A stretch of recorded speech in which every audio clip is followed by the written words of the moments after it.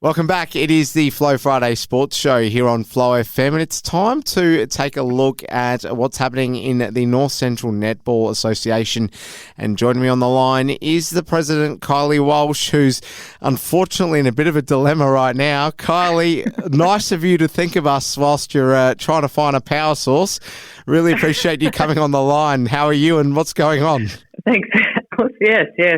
Town's out of, we have no power, so we're in darkness at school and no heating. So back in the old days.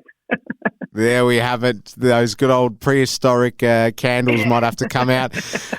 We'll still take a look at the netball scene, obviously, Kylie, and a lot going on over the weekend, as you said, outside the interview segment there. So let's start with St Arnaud in their game against Birchip Watcham. What happened in this affair? Yeah, well, it started a little messy with a lot of to and froing up and down the court to earn any valuable goals. And it was really fast-paced throughout the mid-court for both teams. Well, St Arnaud's goalers, Georgia Taylor and Chloe Douglas, had to work extremely hard to find some clear space in the circle. But it took the Bulls half a game to really work out the best strategies for this game, in particular in the goals, with Kiana Brooks and Jenna Angel finding their best game plan in the final quarter over the St Arnaud's defence. Despite this pressure, the Bulls finished with a comfortable win over the Saints, 45-27. There we go. We will move along to Ngullawool in their game over Boort. I think I said this one might be possibly the game of the round, or certainly quite close. How did this one pan out? Well, you'll enjoy this one, Alice. It was a bit, the final score was a lot more than anticipated, and they were evenly matched both in stature and pace, and the scoreline mirrored that in the first quarter with 9 goals apiece, and then Boort gained a single goal breathing space in the first half. But possibly the unusual circumstances of the action along the side of the court, with Boort's umpire Ash Egbers, injuring herself in the second quarter. So thank you to Georgia Hall for stepping in to umpire. But then, 1 quarter later, Georgia Hall injured herself and then had to be replaced by a third umpire, Eliza Perriman, to finish off the game. So I'm not sure whether this broke Ngullawool's focus that they're usually so strong at and allowed Magpies a 17-goal margin. And also I'd like to thank Georgia and Eliza for their assistance for a really unusual situation with 2 umpires being injured in the one game and those 2 stepping in without hesitation. And also thanks to the opposing umpire, Nolene Hogan, who managed to stay injury-free, and congratulations for her for adapting to a very unusual situation. Yeah, top work by everyone there with the scenario that unfolded, which obviously, as you say, a very rare one indeed. In your memory, has this ever happened before? I don't know. I don't recall, 2 umpires injured in the one game. You might have an umpire ankle or a hammy or something, but not very often. But for 2 in one game, it's really unusual. So, yeah, interesting for the votes for them all to work together. Yes, absolutely. Well, let's take a look at Wedderburn. They were just way too strong for the Tigers. And, how did this one come to be with such a disparity in the score in the end here, Kylie? Yeah, it was. And I think Wedderburn really settled to refocus for this game and settle back into their game structure and positions and really concentrating across the court and in goals.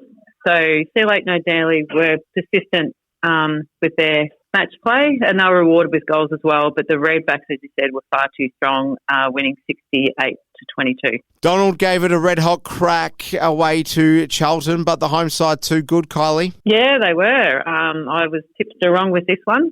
I anticipated this would be a battle of the goalers, and they both cemented their role at the weekend, but Charlton stamped their strength into the game right from the start, and it looks like they were extremely focused and determined from past rounds not to allow Donald to take the opportunity of 6th position, but they're also trying to stay in reach of 4th and 5th. So Donald appeared to be very content with their attacking end, with only a 9-goal deficit at half-time, and then they sort of were focusing on their defensive end to try and stop Charlton's momentum, and that was successful, slowing down Kylie Walsh in the goals for Charlton.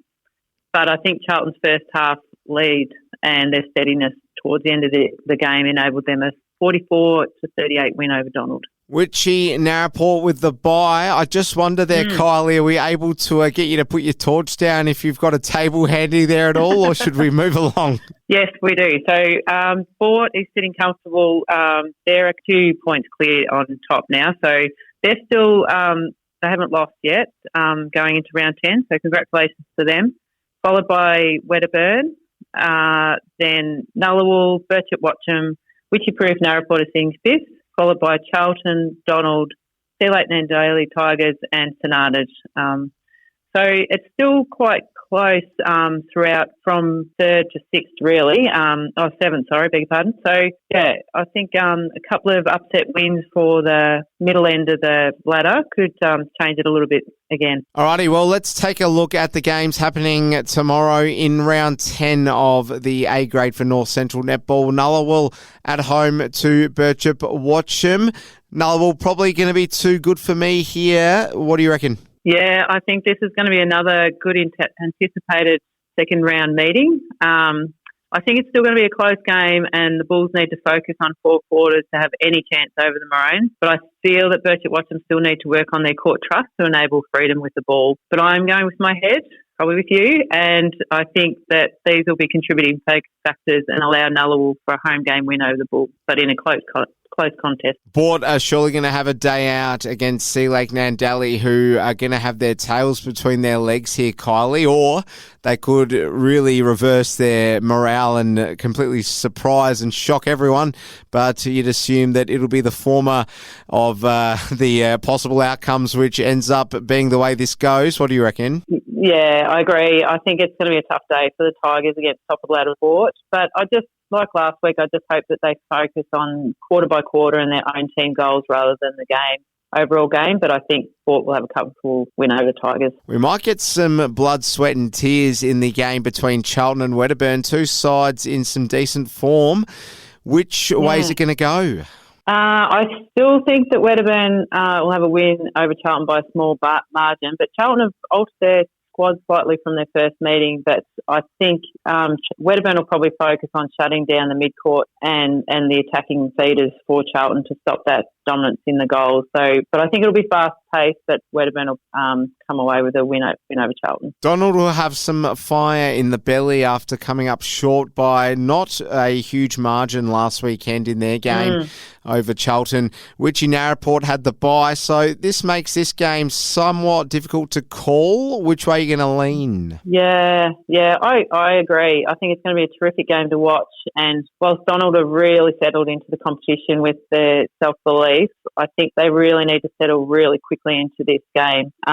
Witchy Proof Narraport appear to be settling into their own combination, but I think the experience and knowledge of Susanna Fawcett will be too much for the young Donald goalers. So I'm still tipping Witchy Proof Narraport over Donald, but just a small margin. It'll be a great game. That it surely will be. St. Arnaud, they've got the bye. Before we let you go, Kylie, you've got an update for us on some umpire assessing that's happening in the next few days. Yes, so we've got a very big game day Saturday in Charlton. For those who are holding the whistle, we've got some C-grade umpire badge testing, as I said, in Charlton. So I'd like to wish all the candidates going for their C-grade umpire badge the very best of luck, and I hope they umpire with confidence and clarity. And thank you in advance to our volunteer testing panel for attending the day. And thank you to our North Central Netball Association umpires convener Nicole Amos. She spent countless volunteer hours coordinating this large testing day. Thank you to Charlton and Wedderburn for being so accommodating. We've had to alter some game time for enable this to occur on Saturday. So, yeah, good luck to everyone. It's going to be a wonderful day for our future, for our umpires going forward, and congratulations to all involved, and good luck to everyone on Saturday. Kylie Walsh is the president of the North Central Netball Association. Kylie, enjoy all the netball this weekend, but more importantly, I hope those lights come on again soon. Take it easy and stay warm. Oh, I'm trying. Thank you very much.